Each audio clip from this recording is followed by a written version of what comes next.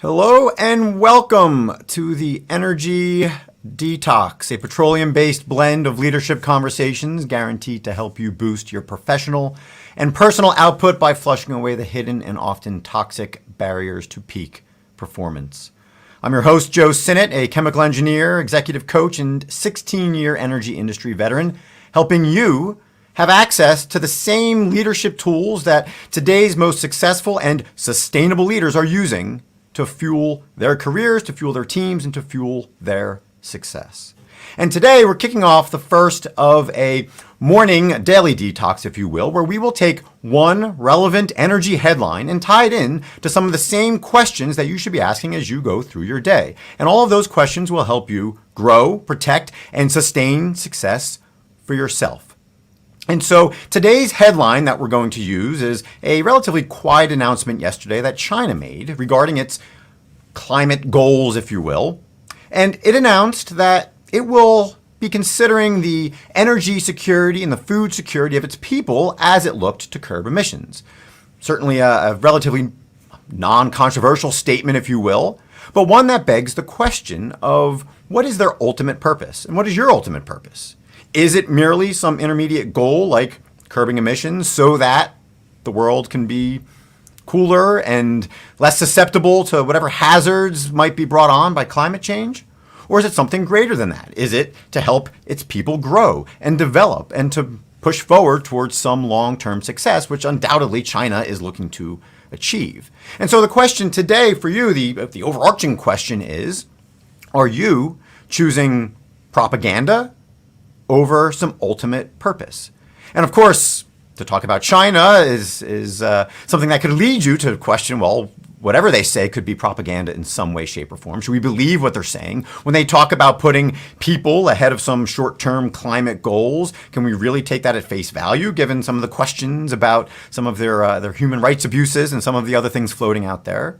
Now, we're not going to tackle that question because in these daily detoxes, if you will, we're not going to dive into all of the details on the individual headline, but again, we're going to bring it back to you. And we're going to ask you, what are some of the propaganda-esque items that are coming out of your mouth on a daily basis, that are reflecting something that's not entirely true and perhaps masking the ultimate purpose that you should be striving towards?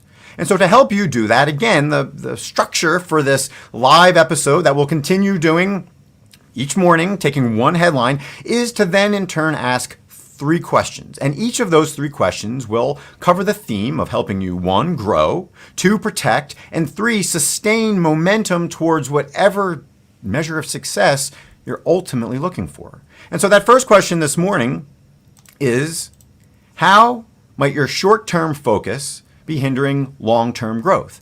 And of course, coming back to the announcement, if you will, from China that says, hey, we're gonna balance some of our climate goals and some of our vision and some of our thinking with the short-term needs to actually ensure energy for our people and ensure food security for our people.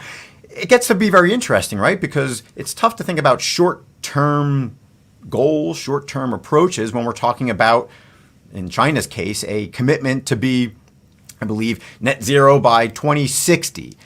2060, almost 40 years out, certainly seems to be anything but a short-term goal. But the reality is the focus right now for China and for many other countries is certainly a short-term use of energy towards communicating how they are going to move forward with these goals. So again, the question for you is, are your short-term focus and energy and yes, I'm sure you can do multiple things at one time, but is it detracting against or from the long-term vision that you have?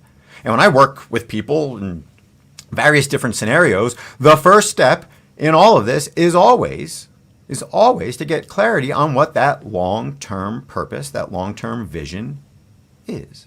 And as cliched as that might sound, it's necessary so that you don't get caught up in short-term propaganda.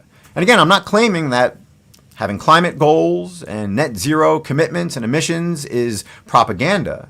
But the words that are being used and the energy in producing those words and the focus on those can and does, in many cases, come at the expense of a much bigger long-term purpose. And in the case of China, that long-term purpose, of course, is energy security and food security, as they quietly announced yesterday. So again, the question for you is, as you go through your day, as you find yourself communicating what it is your purpose may or may not be, from a macro standpoint, or even something as simple as what you're going to, have for lunch, or the commitments you're going to make, or the phone calls you're going to decide to pick up, or the emails you're going to send. Is your energy that you're putting towards those somehow supporting some long-term vision? Or do you feel like you're checking the boxes on something that you're expected to do or expected to say because it sounds nice, even though it might be masking some ultimate purpose that you should be driving towards? The next question today, stemming from this article out of China, is what are the hidden costs of protecting a flimsy narrative? And again, that's not to say that climate commitments that are being made are flimsy, but in the case of what China basically conceded yesterday, well, it's not a very strong narrative, it's not a very strong argument if all of your efforts in the short term are seemingly at odds with very basic human needs of food and energy security. And clearly the actions that China has been taking to help reduce the impacts of rolling blackouts throughout the country, and again, similar in other countries and other parts of the world, even here in the United States at times, when push comes to shove, when things become a necessity in terms of energy, and it's necessary to pull back on your commitments simply to have people be able to heat their homes and have access to food and be able to travel, well, you're going to do what you need to do. And we see that with China. So again, the question for you is, what flimsy narratives are out there that you're going to have to backtrack on as soon as someone presses you on? That's the question. And then in turn, what are the costs of trying to protect that facade? And one of these areas that comes up is in people in career hunts, trying to preserve some sort of narrative as they look for a new job regarding what their former career was and maybe making it out to be something it wasn't. Or maybe having in their minds what their future career looks like when it's only surface level. It's only based on, again, title or the company that they want to work with or some specific, and maybe I should say overly specific, view of what salary will be or what the perks will be, instead of that long-term vision, that long-term story, if you will, that they should be building up. Because as soon as you start chipping away at, well, do you really need that title? Do you really need to work in this specific location? Do you really need to be in this specific industry to fuel whatever your ultimate purpose is? Well, once you start backtracking on that, it can be very difficult to recover, which is why China's concession yesterday that, yeah, we're going to continue considering our people as we move forward because that's the ultimate purpose. As long as you can keep that ultimate purpose in your mind as you move forward, it's going to be a heck of a lot easier. And in reality, it's going to cost you a lot less energy. It's going to cost you a lot less time and gyrations. And quite frankly, it's going to preserve, it's going to protect what is worth protecting. Not your story, not your narrative, not some short-term focus, but it's going to protect your ability to command the respect of others, command the attention of others, to be consistent, and to be viewed as someone who has that long-term vision. So again, as you go through your day, as you make decisions, as you communicate, as the words are coming out of your mouth, ask whether they might be conveying a story that is not going to hold up in the long run. And whether you need to be upfront about the fact that there are certain core things that you're not going to negotiate on. And again, much like China, they are not going to continue moving forward and growing at the expense of their people. At least that's what they're saying. And finally, the question of sustainability. And the question is, what tools are you using to better connect your purpose to your people? And similar to the last question, a lot of it comes down to what's coming out of your mouth. What are the words that you're using? Or if you're running a company, of course, what are the external communications and internal communications that are connecting your people, your stakeholders, to your ultimate purpose? How are you doing that? Because if all you're doing is using fluffy communications and 70 or 80-page ESG reports or sustainability reports, and everything sounds good, everything sounds fluffy and rosy, like you're moving closer to things, are you really building a connection between the people that need to help you move forward, whether they're employees, whether they're coworkers, whether they're investors, whether it's the general public? At some point, Are they going to start to question whether any of that stuff actually has any meaning? Or if they are paying attention, are they going to continue paying attention? Is it sustainable? Is it enough to just continue pushing all of this stuff out there and continuing to tweak it so it continues to grab their attention? Or do you need to take a step back and almost do what China says and say, hey, look, all of this stuff is necessary. All of this stuff is deemed a prerequisite for investors or for the public, and we're going to continue pumping out these 70 and 80-page ESG reports and sustainability reports. And again, all of those things are fine. They're good. But is it enough? Is it sustainable? Or do you take a step back once in a while, as China did, and say, hey, here's the reality.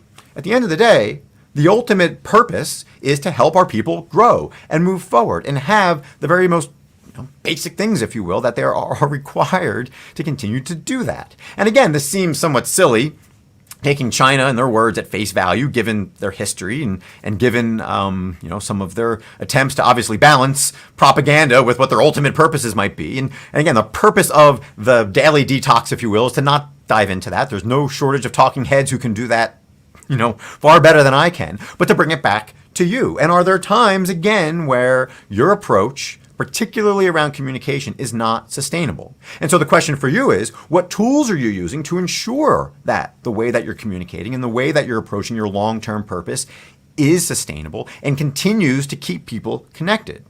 And of course, one of the most effective ways, certainly a self-serving promotion, if you will, that I find that to happen, and a third of Fortune 500 companies have found ways to continue being connected between your people and your purpose, is through coaching or some variation of coaching.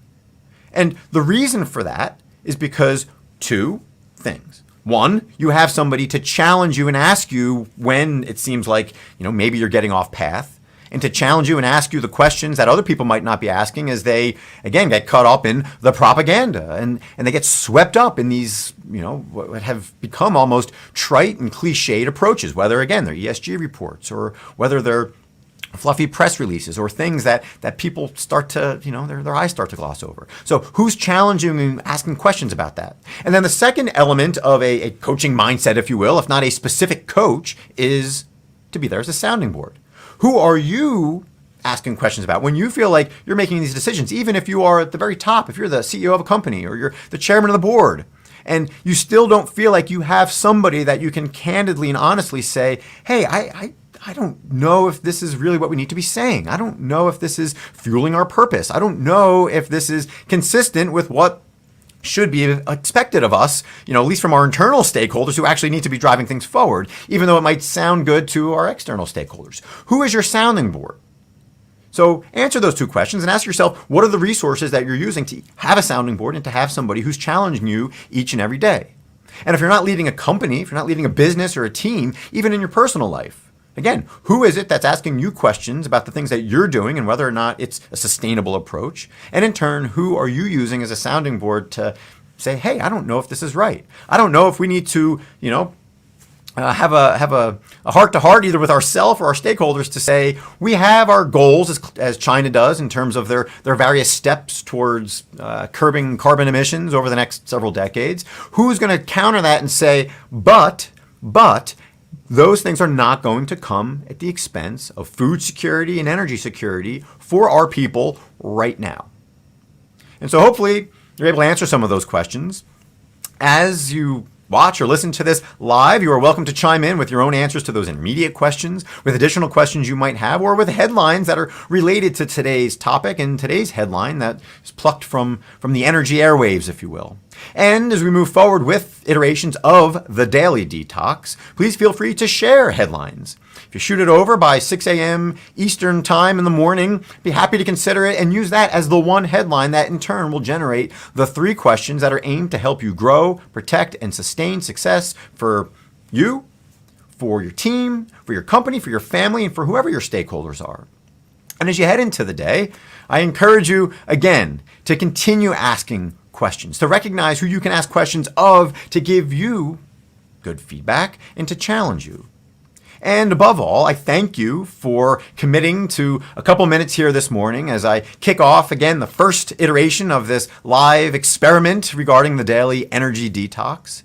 And I welcome you to tune in for future episodes at 6:30 Eastern each weekday morning, where again, we will take one headline, ask you 3 questions to help you move throughout the day. So with that, have a good day. Have a good week. Thank you again for tuning in and for listening to the Energy Detox.